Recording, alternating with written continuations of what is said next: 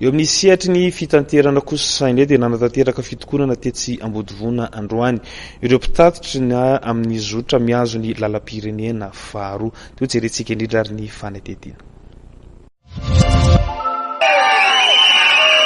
Tsy niasa fa nanao fitokonana tetsy amin'ny toby fiantsonana tetsy Ambodivona ireo mpitatitra ny zotra nasionaly miazo ny Thomas Niny androany.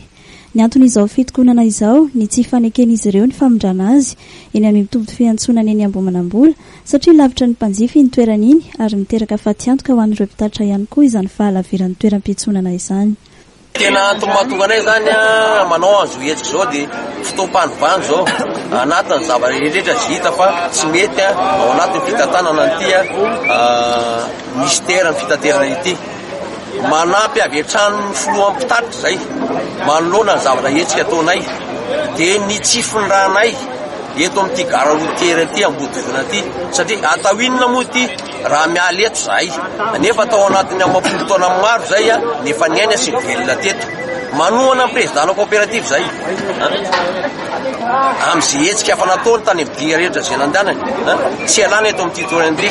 Manohana ireo tompona ndraikitra eo anivon'ny fitaterana ireto mpitatitra ireto manoloana ny tsindrazolena atao amin'izy ireo. Ireo mpandeha aza moa dia voatery nitady kooperativa hafa mandeha miazo ny Thomas nandroany. Marihana fa miisa 230 ireo zotra nasionaly miazo ny Thomas Niny raha ny eo Ambodivona. 4 amin'ireo no tsy miara-mitolona amin'izy ireo. Niazo ny kianjan'ny 13 May moa izy ireto taorian'izay.